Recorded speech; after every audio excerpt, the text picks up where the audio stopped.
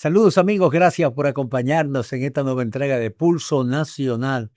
Como siempre, a los que nos siguen a través de BTV, Canal 36 y toda la frecuencia de cable a nivel nacional, y los que nos siguen también a través de las redes sociales como Pulso Nacional TV. Hoy tenemos un programa muy especial con la participación de la doctora Marcela Roche, destacada investigadora, ensayista, profesora de literatura de la Universidad de Buenos Aires. Con ella conversaremos sobre lo que sucede en la literatura mundial latinoamericana y sobre la vida y los aportes del dominicano humanista Pedro Enríquez Ureña. Vamos a una pausa y regresamos de inmediato con nuestra invitada de hoy.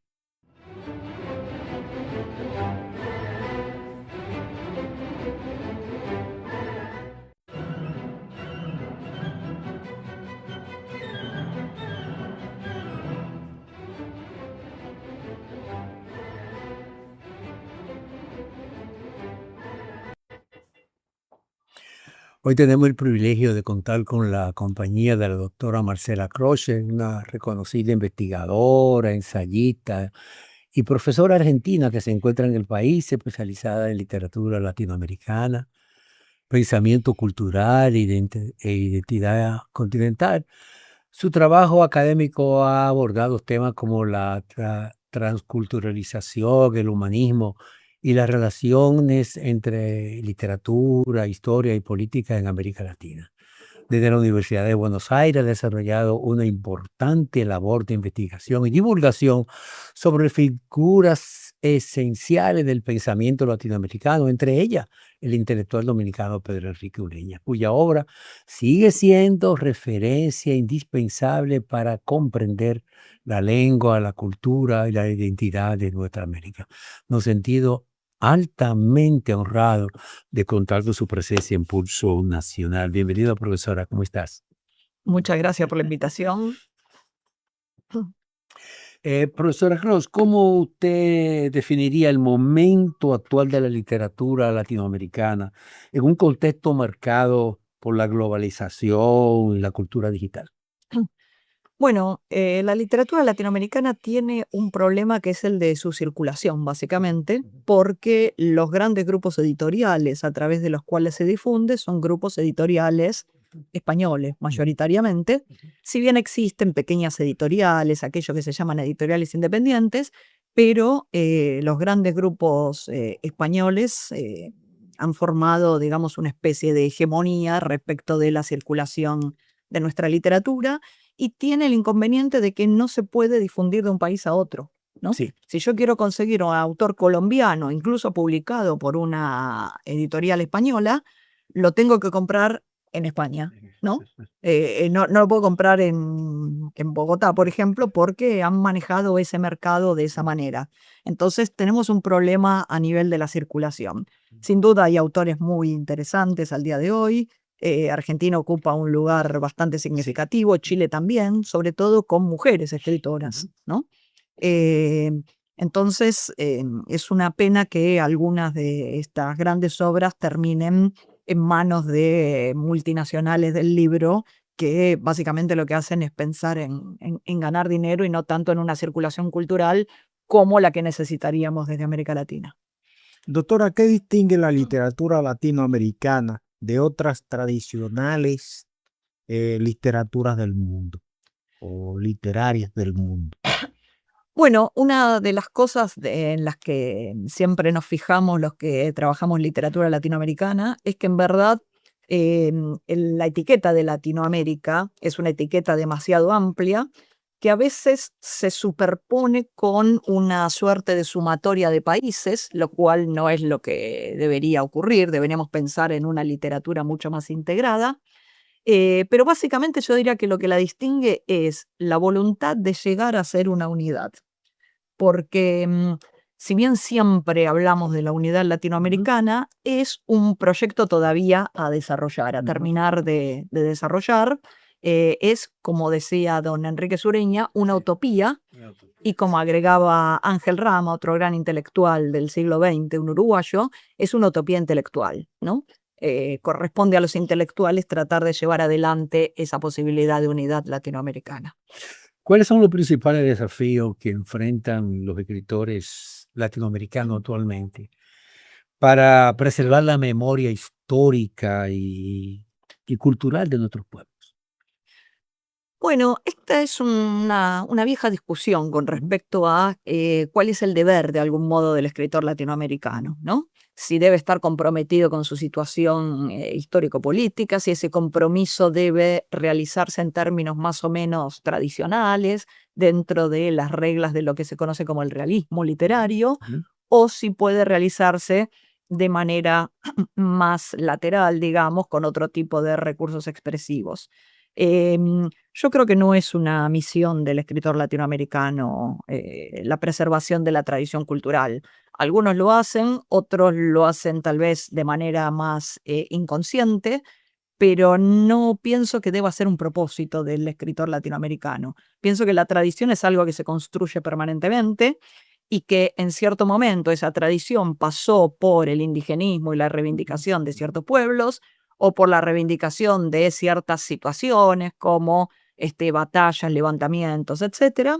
Y en otros momentos esa cultura se construye con otras características, de pronto la invención de nuevos lenguajes, de pronto el interés por ciertos grupos minoritarios, marginales, que no tienen, digamos, una especificidad latinoamericana, ¿no? De pronto grupos de mujeres, grupos de homosexuales, grupos que pueden existir en cualquier parte del mundo, pero tienen algún tipo de característica latinoamericana. Por ejemplo, un gran escritor chileno que es Pedro Lemebel Sí. señalaba que no es lo mismo ser miembro de un grupo homosexual en Chile que serlo en Nueva York, ¿no? Claro, claro. Entonces, bueno, también tenemos que ver esas cuestiones de especificidades.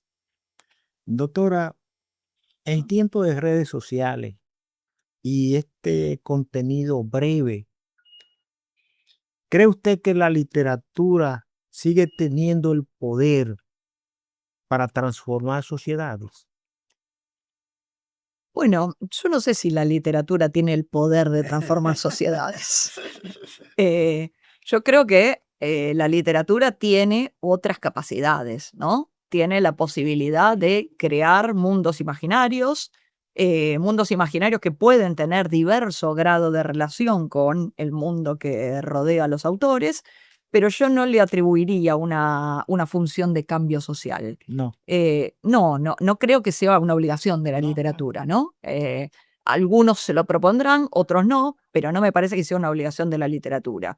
Lo que sí me parece es que la literatura va a sobrevivir, de hecho está sobreviviendo en medio de esto que usted señalaba, que son redes sociales que inducen a la utilización de textos demasiado breves, casi al estilo de las consignas, y en ese sentido me parece que lo que la literatura puede hacer es desarmar de diversas maneras, ¿no? Argumentativamente, a veces de manera más jocosa, irónica, satírica, desarmar esas consignas, quitarles valor, subrayar cómo están armadas de algún modo, ¿no?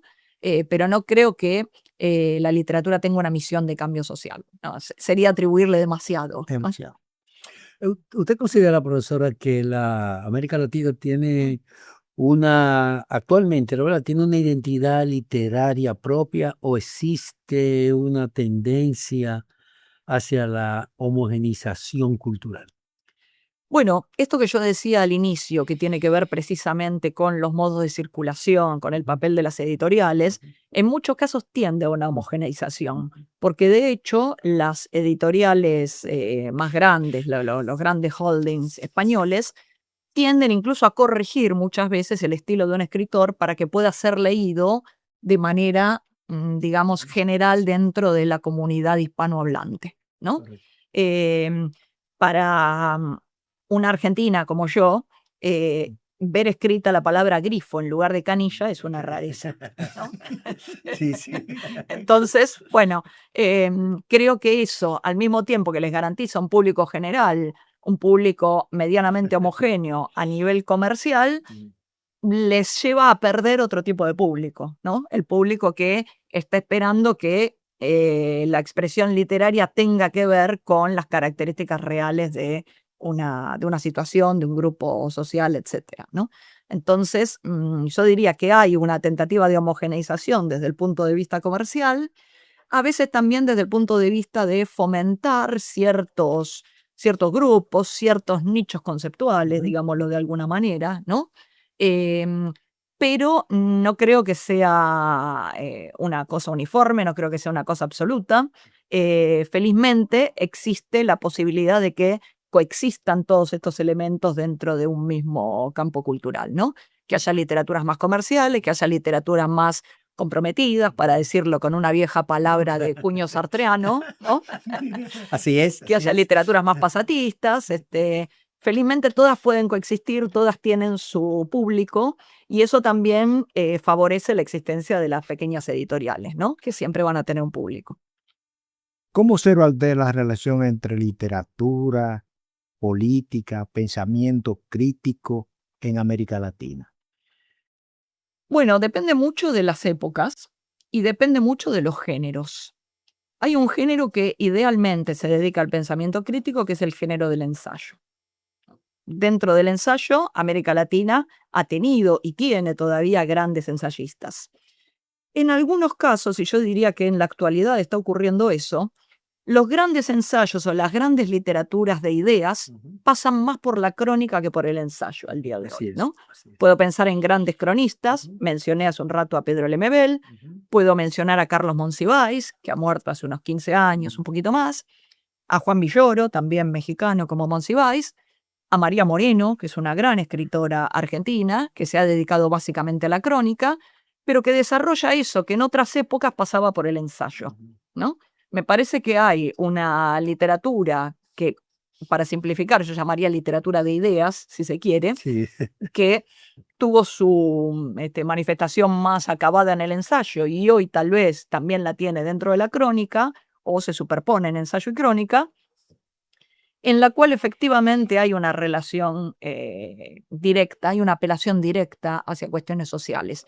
No quiero decir que en la narrativa no la haya, pero me parece que es mucho más transparente, mucho más directa en esto que llamamos literatura de ideas. Y también me interesa subrayar esto porque muchas veces se considera que el ensayo no forma parte de la literatura.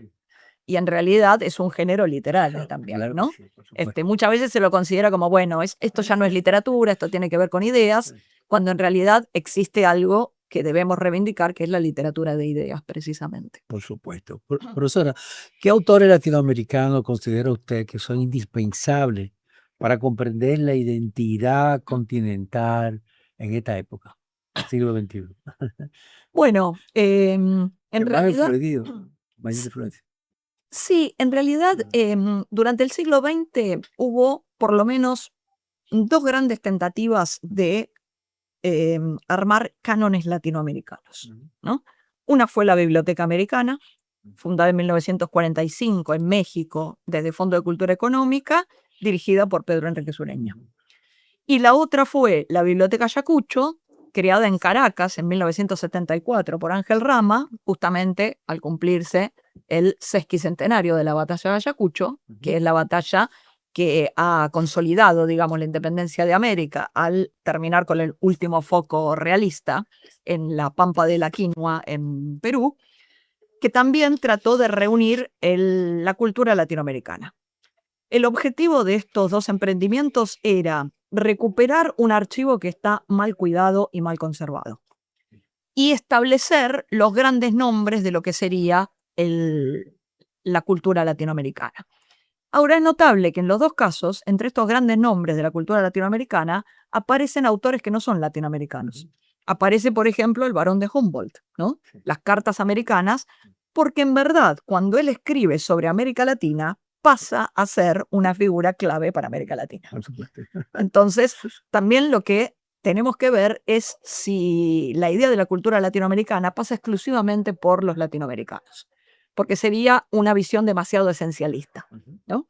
Entonces, tenemos que incorporar también a aquellos que han pensado en América Latina desde fuera de América Latina. Y sobre todo tenemos que subrayar y tenemos casi que reunirlos de manera militante aquellos latinoamericanos que piensan en América Latina desde América Latina con categorías latinoamericanas, ¿no? Porque es muy frecuente que nuestras academias retomen ciertas tendencias teóricas que vienen de las academias metropolitanas, sobre todo al día de hoy de los Estados Unidos. Claro. Hasta hace unos 40, 50 años era de Francia, básicamente, ¿no? Pero tenemos que volver a pensar en términos específicamente latinoamericanos, desde América Latina. Me parece que esto sería clave, ¿no? Y algunos de estos autores, estos ensayistas que ya mencioné, son precisamente los que nos ayudan a pensar en ese sentido. Claro. Hablando de figuras latinoamericanas, el caso de Pedro Enrique Ureña, dominicano, ¿por qué sigue siendo una figura, un referente obligado en el pensamiento latinoamericano? Bueno, es una pregunta amplia que requiere una respuesta amplia. Por una parte, Enrique Sureña es, lo he escuchado varias veces en estos días que he pasado aquí en Santo Domingo y estoy absolutamente de acuerdo con esa definición, que yo también la manejo, es un humanista universal. Es decir, es alguien que tiene una formación desde el punto de vista humanístico, entendiendo el humanismo tanto en el sentido medieval, que era la forma de edición de textos y el cuidado sobre la edición de textos, que él hace muy bien como director de colecciones, por ejemplo, como la idea de reponer el papel del hombre dentro de la cultura, ¿no? Reponer la función que tiene el sujeto humano dentro de la cultura y como destinatario de esta cultura. En segundo lugar, él plantea la idea del utopismo, ¿no? Y yo creo que América Latina, como dije, es una utopía a la que debemos apuntar. En ese sentido es una figura clave. Ha tenido una relación muy estrecha con lo que se conoce como el reformismo universitario en América Latina. Es decir, un momento en que los estudiantes, haciendo una reivindicación que tenía que ver con sus condiciones particulares dentro de las universidades, se convierten en un sujeto político capaz de cambiar la historia de América Latina. Porque de la reforma universitaria surgen las universidades populares y surgen figuras como la de Arnaldo Orfila Reynal en la Argentina, que ha sido un gran editor de Fondo de Cultura Económica y el creador de la editorial Siglo XXI. Surge una figura como la de Fidel Castro, que era un estudiante de Derecho cuando está en el Bogotazo durante la creación de la OEA, ¿no? En el año 48. Surge una figura como la de Julio Antonio Mella, fundador del Partido Comunista Cubano, ¿no? Surge una figura como la de Germán Arciniegas, que si bien ha tenido luego una tendencia más conservadora, ¿no? ¿Por su momento? Efectivamente, y tiene un libro que se llama El estudiante de la mesa redonda, ¿no? Que es precisamente recuperar la idea de que no hay un maestro, de que todo se puede discutir en una mesa redonda en la cual ninguno ocupa la cabecera, ¿no? Entonces, en todos esos sentidos, me parece que Enrique Sureña es, sin duda, una figura clave de la cultura latinoamericana y ha sido uno de los primeros, no el único, de los que ha pensado precisamente esta idea de preservar un archivo latinoamericano, una cultura latinoamericana que pudiera condensarse en 500 títulos, como él había propuesto para la Biblioteca Americana, que lamentablemente no puede llevar a cabo porque apenas se establece el plan, él fallece. Pero realmente tenía esa tentativa de condensar esa cultura latinoamericana en una colección de textos que formaran a un latinoamericano cabal, consciente de lo que era su cultura. Profesora Rucci, con su anuencia, vamos a una pausa. Perfecto. Continuamos con esta importante conversación.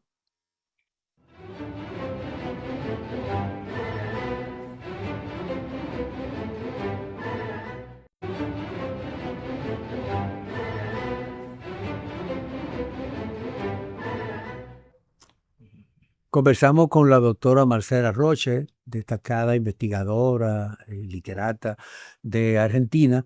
Usted hablaba, Pedro Enrique Ureña tenía la tesis, hablaba de la utopía de las Américas. ¿Cómo interpreta usted ese concepto y y, dentro de la actualidad de América Latina actualmente? Bueno, en la actualidad lo que se ha generado, sobre todo desde el punto de vista de la narrativa, es un desarrollo de lo que sería opuesto a la utopía, que es la distopía, ¿no? La distopía. Pensar lugares que son lugares invivibles en realidad, ¿no? Sobre todo en relación con los países latinoamericanos, en ciertos momentos de la historia de los países latinoamericanos, que son países que han sufrido dictaduras, que sufren crisis económicas permanentes porque han llegado tarde, por decirlo de algún modo, al reparto internacional del trabajo, entonces son países necesariamente dependientes. Son países cuyos intelectuales, políticos, sindicalistas han sufrido exilio en muchos casos, y el propio Enrique Sureña ha sido una víctima de estas situaciones, tanto de gobiernos dictatoriales como del exilio. Entonces se genera, sobre todo en ciertos grupos narrativos actuales, la idea de relatar una distopía. Una distopía que tiene que ver no solamente con estas condiciones políticas, sino también con cuestiones ecológicas, ¿no? Países que destruyen sus recursos naturales para entregárselos a grandes multinacionales, ¿no? Entonces, últimamente hay todo un fenómeno de lo que se conoce como la ecocrítica, que trabaja precisamente con narrativas en las cuales aparece representado esto. No es la idea de la utopía, no es algo ideal a lo que deberíamos dirigirnos, sino más bien la representación de una situación actual en la cual estos países están siendo muy castigados desde el punto de vista de la vida humana, digamos. Sí. ¿Cuál fue la influencia de Pedro Enrique Ureña en la formación del pensamiento humanista latinoamericano? Bueno, yo creo que ahí es clave porque es uno de los pocos que lo piensa en términos de humanismo. En general, el pensamiento latinoamericano se ha tomado más desde un punto de vista político, si se quiere, histórico, pero difícilmente de manera tan integral, también porque quienes lo planteaban tenían una formación más en una dimensión que en la otra, ¿no? Enrique Sureña era alguien que sabía de literatura, sabía de historia, de política, de arte, que puede explicar un fenómeno literario a través de la comparación de dos obras de arte, de dos cuadros, por ejemplo, como hace en uno de sus libros famosos, que es el de las corrientes literarias en la América Hispánica. Es alguien capaz de recomponer las corrientes literarias porque conoce lo que pasa en cada momento también, ¿no? Es decir, muchas veces la idea del humanismo no es una falta de voluntad, sino una falta de preparación de algunos intelectuales que no logran tener un perfil tan amplio y tan completo como el que tuvo Enrique Sureña. Entonces me parece que él fue un humanista porque tiene una formación peculiar, porque viene de una familia que ya tiene inquietudes intelectuales, ¿no? Un padre como Francisco Enríquez y Carvajal, que llega a ser presidente de Dominicana por poco tiempo, un tío como Federico Enríquez y Carvajal, una madre como Salomé Ureña, ¿no? Y al mismo tiempo dos hermanos que también van a desarrollar una gran carrera. Max Enrique Sureña una carrera más política, a pesar de que empieza como autor de crítica literaria con un libro famoso sobre el modernismo en 1926, y esa hermana, que es una figura brillante, como una académica brillante también, que es Camila Enrique Sureña, y que llega a ocupar espacios que Pedro Enrique Sureña no llega a ocupar, que son grandes espacios en universidades. Él no tiene demasiada suerte, sobre todo en su exilio argentino, donde no ha sido bien tratado, y termina trabajando para el Colegio Universitario de La Plata, pero no tiene una cátedra en una universidad, y sí trabaja como investigador en institutos de investigación de la Universidad de Buenos Aires, donde ahí tiene un papel clave porque contribuye a la fundación del Instituto de Literatura Hispanoamericana en 1936 y es un asistente fundamental de Amado Alonso en el Instituto de Filología Hispánica, que había sido fundado en 1923. Pero él no ocupa una cátedra como sí la va a ocupar Camila, que llega a ser académica en Estados Unidos, ¿no? Profesora, en ese sentido, ¿qué se podría decir? ¿Qué tan revolucionaria fue la visión de Pedro Enrique Ureña por la existencia de una cultura hispanoamericana con características propias? Esa idea, ¿qué tan revolucionaria pudo ser en su momento? Bueno, él reivindica mucho la producción local y reivindica incluso la posibilidad, que después van a desarrollar mejor otros autores, como el caso de José Lezama Lima en Cuba, de que el barroco sea un fenómeno que tiene su mejor manifestación en América Latina. José Lezama Lima va a llegar a decir el barroco es americano directamente, ¿no? Pero Enrique Sureña desarrolla mucho esta idea de una cultura americana en la cual el barroco resulta fundamental porque compone elementos europeos con elementos indígenas, ¿no? Es decir, puede tener una estructura más de tipo europeo, pero la decoración es absolutamente indígena porque los artesanos eran, o los artistas eran figuras indígenas. Cuando él tiene que elegir obras del barroco, no elige literatura, sino que elige obras arquitectónicas y sobre todo obras eclesiásticas, casi todas mexicanas, con la excepción del Templo de Coricancha. Todas las otras, que son el Sagrario Metropolitano, Santa Rosa de Querétaro, Santa Prisca de Taxco o la iglesia de Tepozotlán, son obras mexicanas. Entonces, él logra llegar a esta idea sin encontrar todavía la palabra exacta de la transculturación.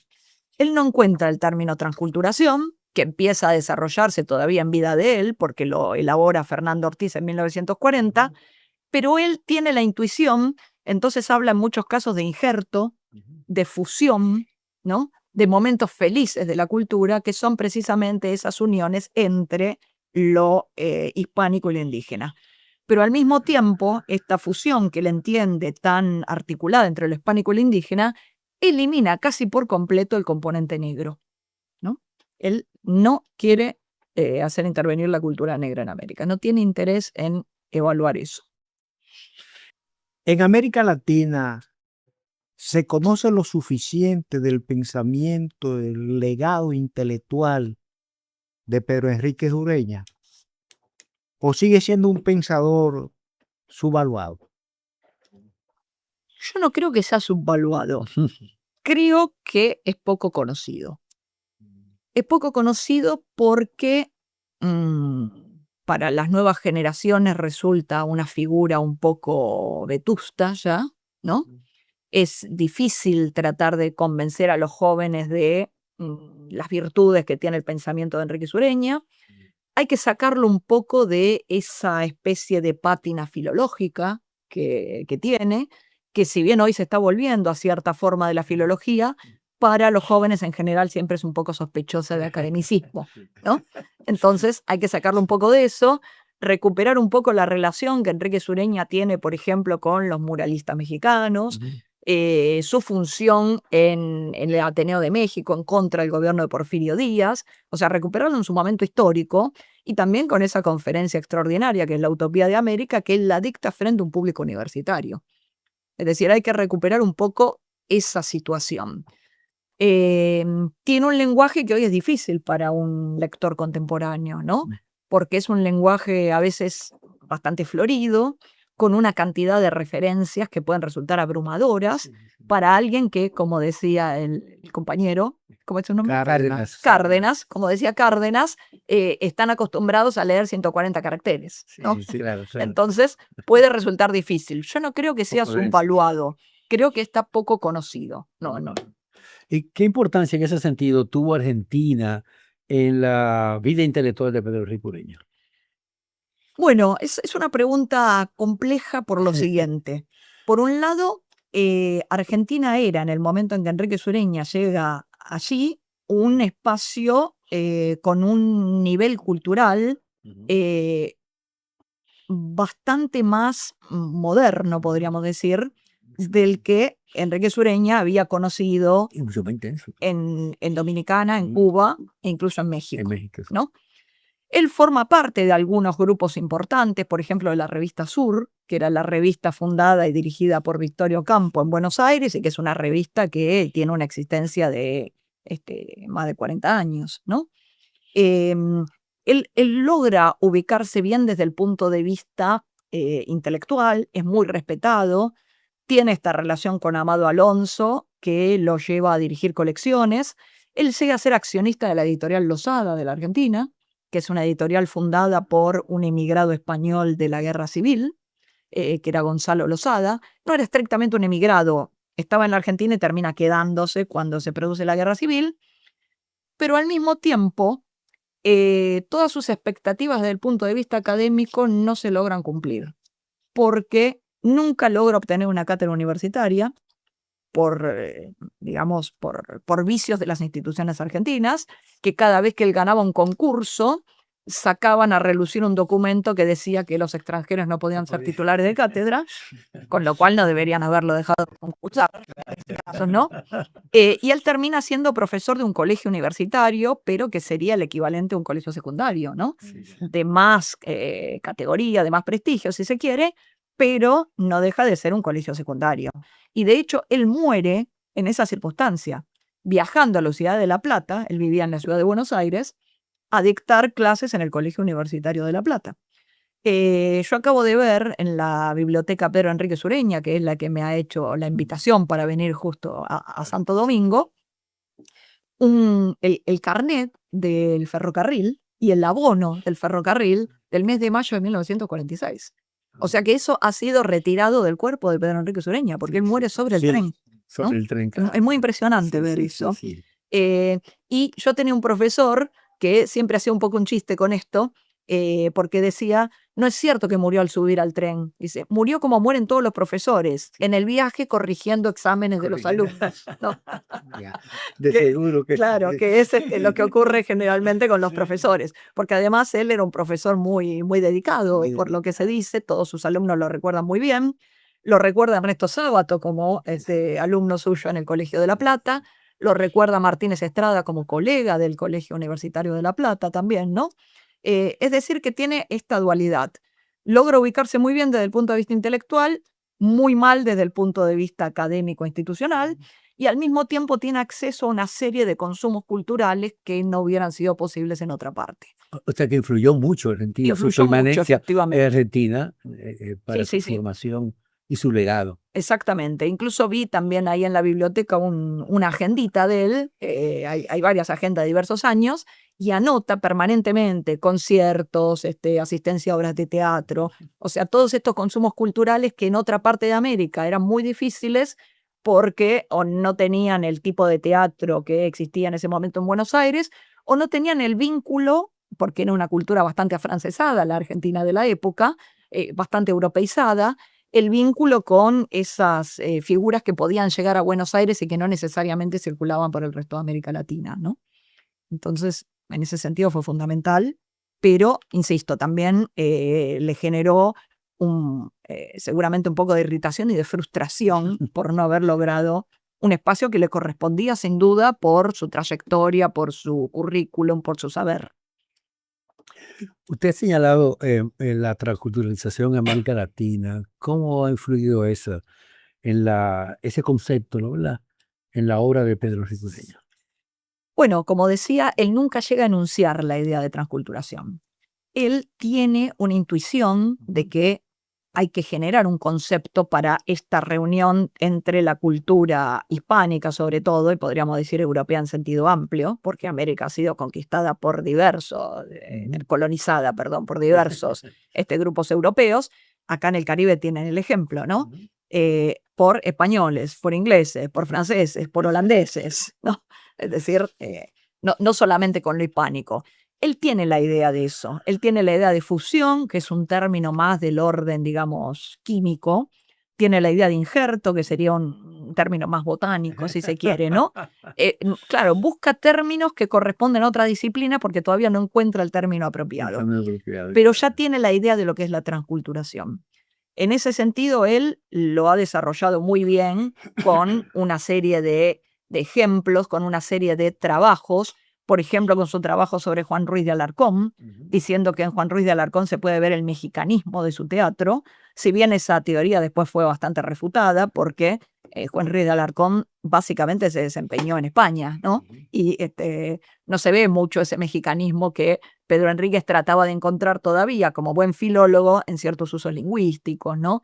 En cierta, digamos, en cierta dinámica del teatro de Ruiz de Alarcón, pero evidentemente él tiene esta idea, ya se da cuenta de que hay que crear un concepto al respecto y desarrolla una serie de textos donde, sin aparecer el término transculturación, el tipo de estudio es un estudio transcultural, evidentemente.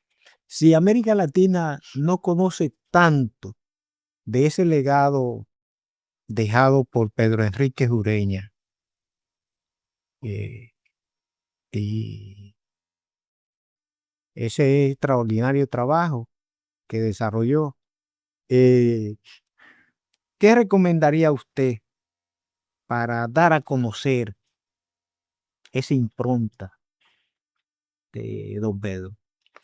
Bueno, por un lado, el hecho de que aquí exista una biblioteca nacional que lleva el nombre de Pedro Enríquez Ureña, ya, claro, contribuye por lo menos para que alguien se interese en saber quién fue Pedro Enríquez Ureña.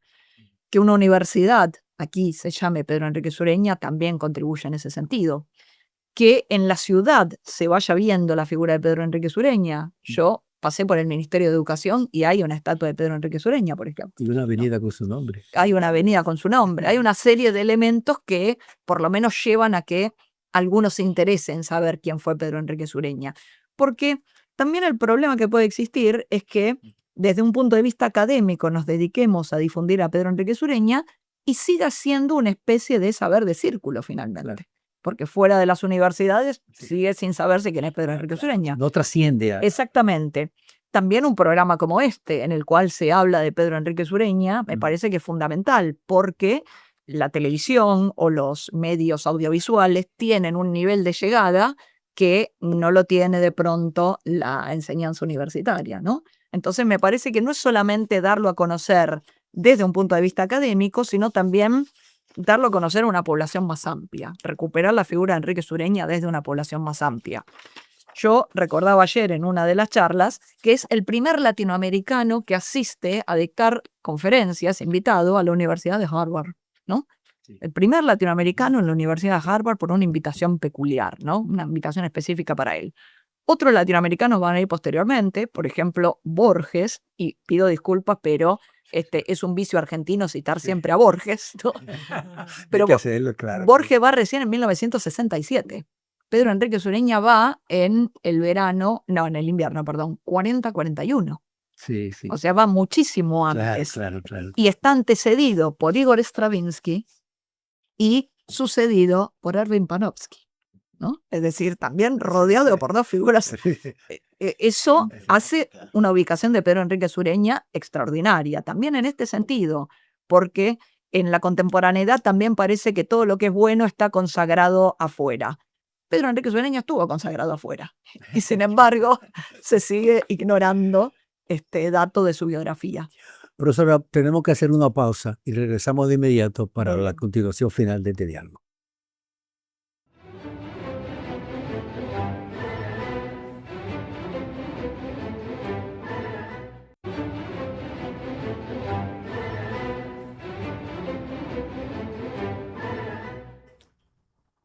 Conversamos con la profesora Marcela Roche, conversando sobre la vida y los aportes del intelectual dominicano Pedro Enrique Ureña.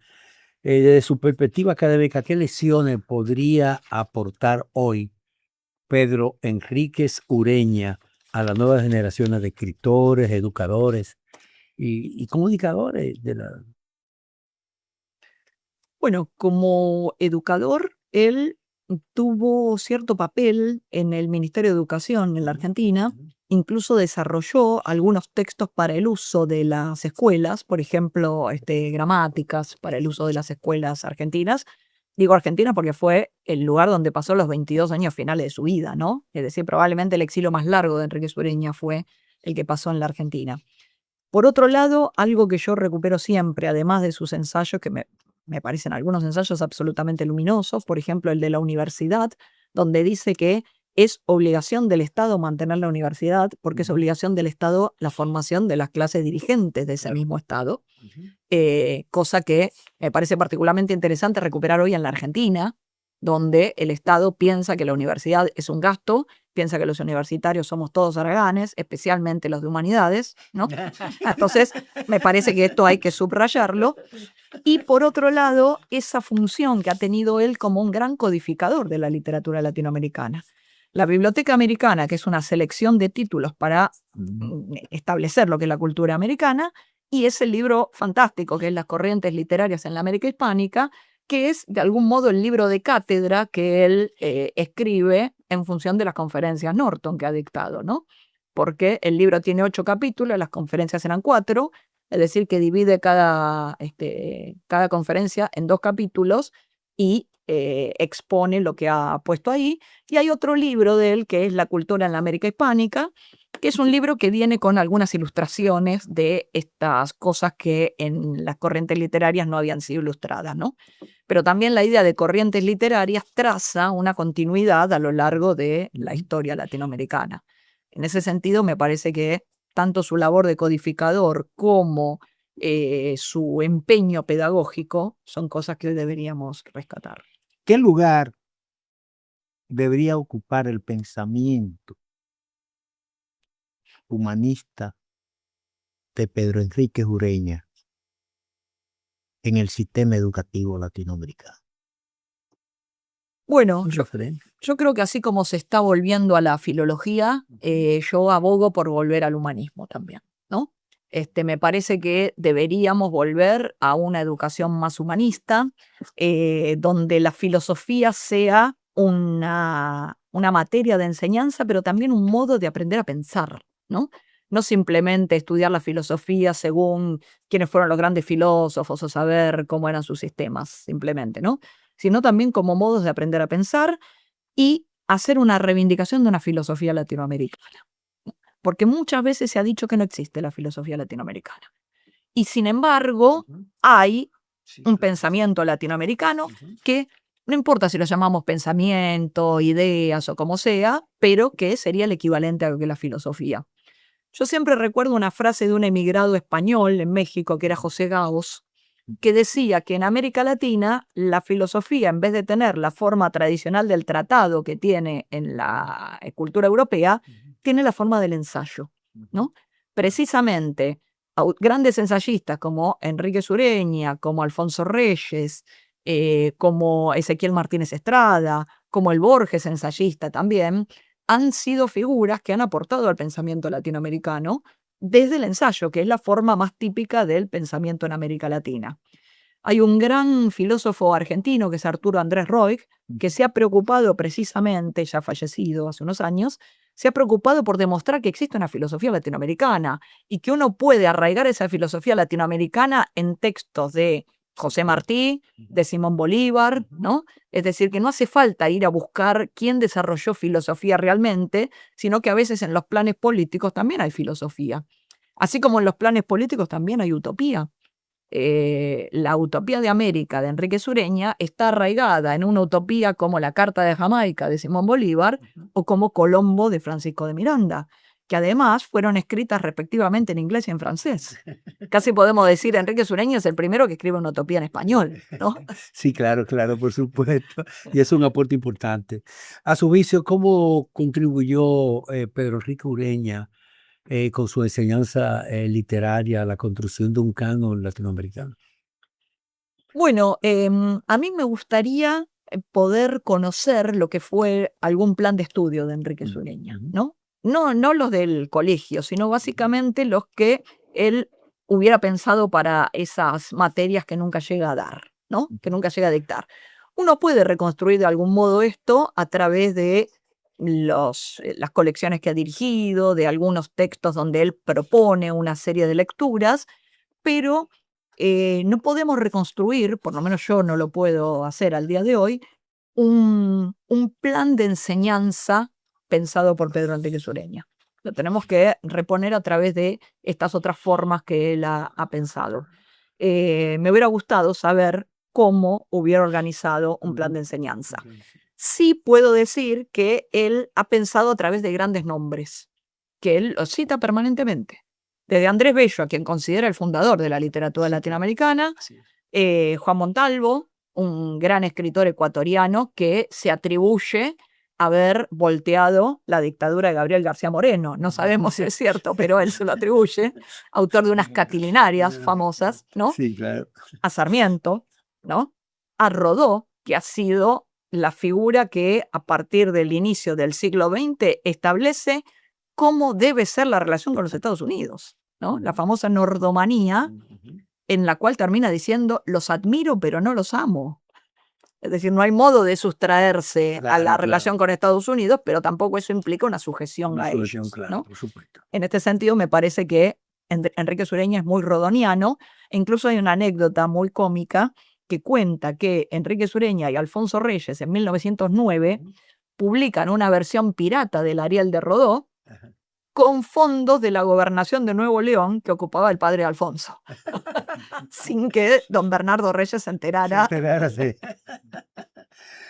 Profesora, eh, ¿hasta qué punto la literatura latinoamericana continúa eh, dialogando con desigualdades sociales, la migración y las tensiones geopolíticas contemporáneas?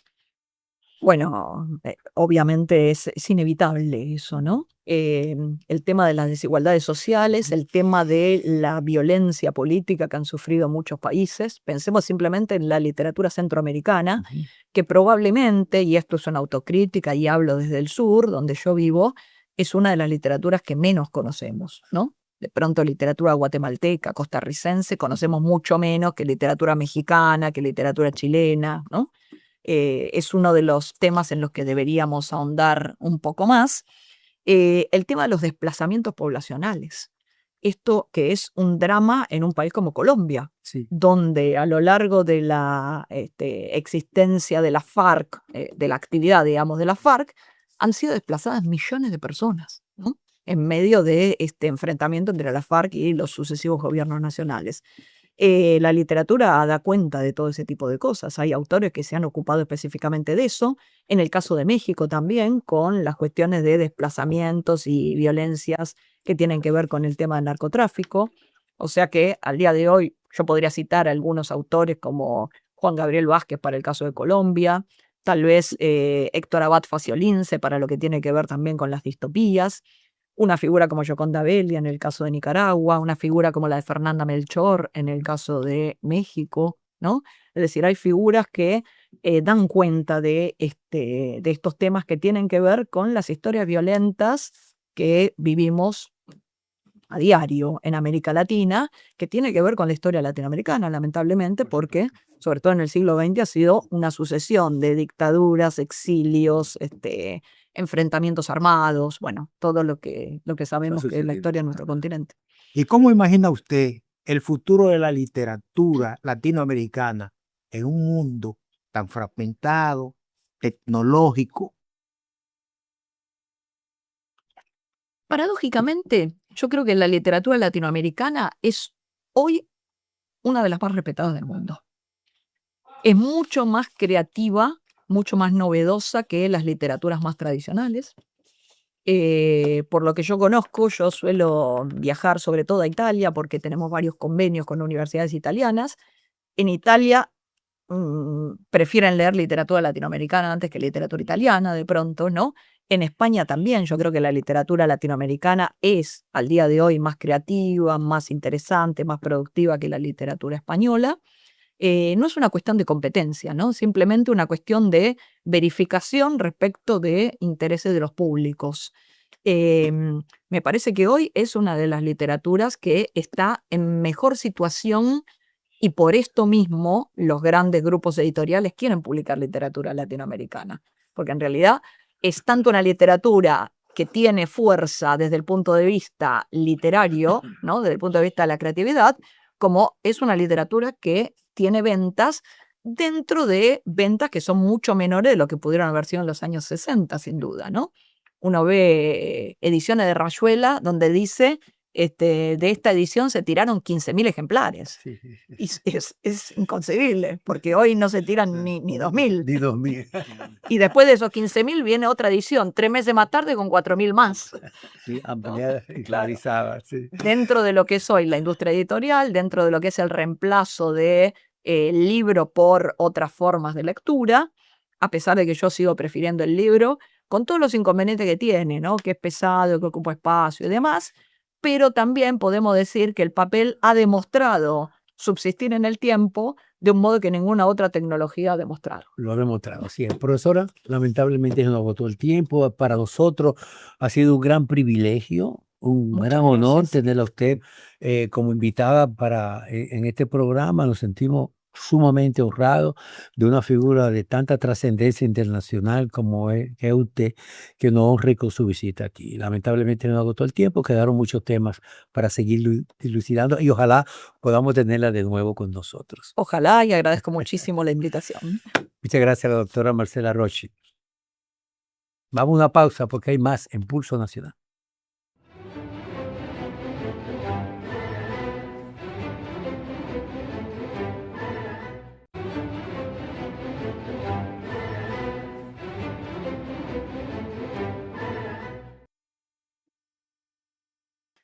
Bueno, amigos televidentes, será pues hasta la próxima semana cuando estaremos en un programa más de Pulso Nacional.